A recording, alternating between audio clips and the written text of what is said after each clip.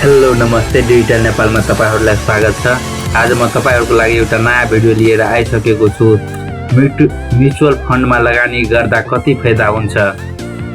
म तपाईलाई यो भिडियोमा म्युचुअल फन्ड भनेको के हो त्यो भन्ने छु तपाईलाई। त्यसैगरी म्युचुअल फन्डमा कसरी लगानी गर्ने त्यो पनि म तपाईलाई यो भिडियोमा भन्ने छु। त्यसैगरी कुन म्युचुअल फन्डमा लगानी गर्दा ठीक हुन्छ त्यो पनि म तपाईलाई 15 वटा म्युचुअल फन्डको एनालाइसिस गरेर यो भिडियोमा हेराउने छु। तपाई त्यसको आधारमा म्युचुअल फन्डमा लगानी गर्न सक्नुहुन्छ। म तपाईलाई आज यो भिडियोमा 15 वटा म्युचुअल फन्डको एनालाइसिस गरेर भन्छु। कुन म्युचुअल फन्डले कति नफा कमाउँदैछ त्यो भन्छु म तपाईलाई। त्यसैगरी कुन म्युचुअल फन्डको मार्केट प्राइस कति छ अहिले त्यो पनि म तपाईलाई यो भिडियोमा भन्ने छु। त्यसैगरी कुन म्युचुअल फन्डले कति पैसाको म्यानेज गर्दैछ, नेट एसेट भ्यालु कति हो, कुन म्युचुअल फन्डको कति हो त्यो पनि म तपाईलाई भन्ने छु। यो भिडियो सुरु गर्नुभन्दा अगाडि यदि तपाईले यो च्यानललाई अहिलेसम्म सब्स्क्राइब गर्नुभएको छैन भने तपाई यो च्यानललाई सब्स्क्राइब गर्नु होला शेयर बजार सम्बन्धी अरु भिडियोहरु हेर्नको लागि।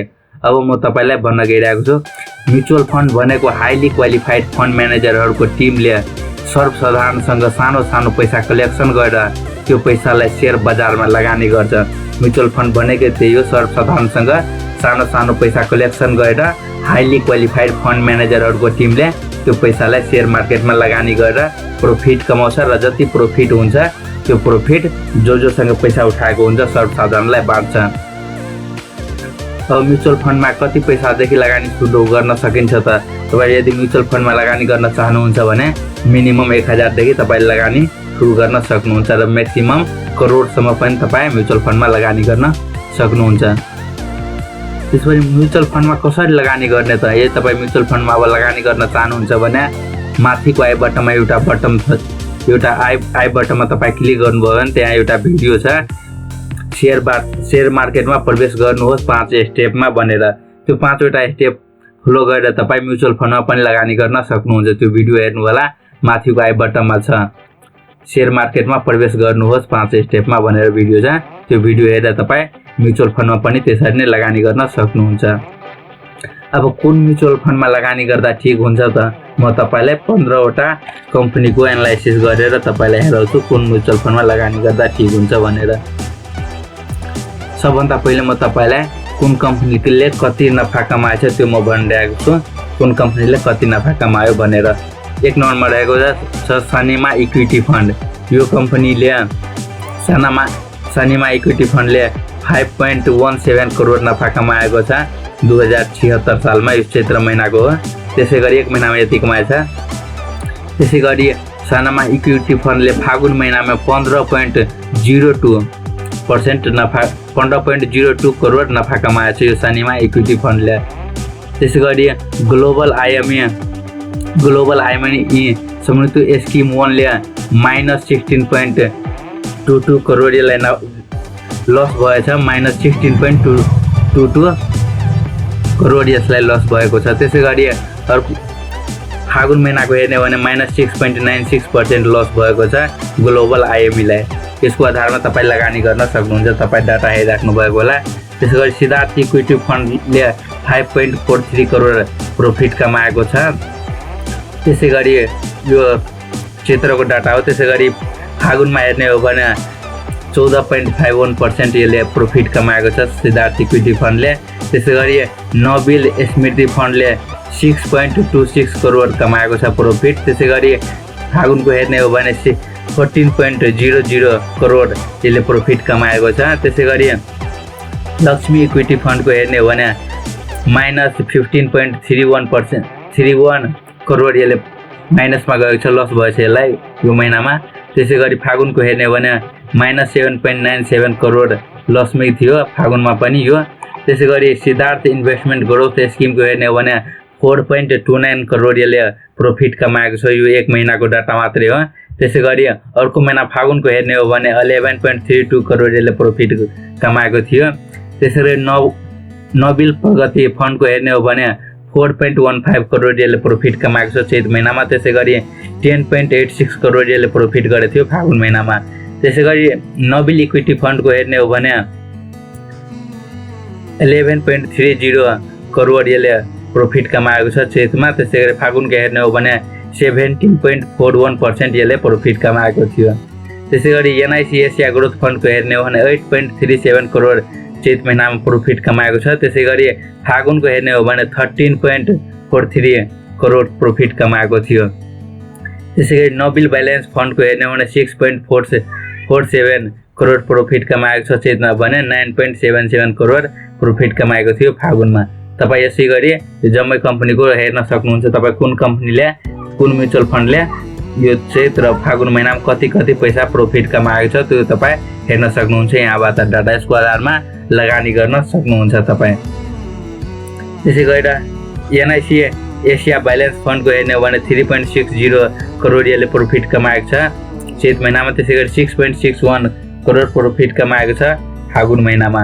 त्यसै गरी सनराइज फर्स्ट म्युचुअल फन्डको हेर्ने हो भने 2.44 करोड यसले प्रॉफिट कमाएको छ चैत महिनामा भने 4.81 करोड प्रॉफिट कमाएको छ फागुन महिनामा।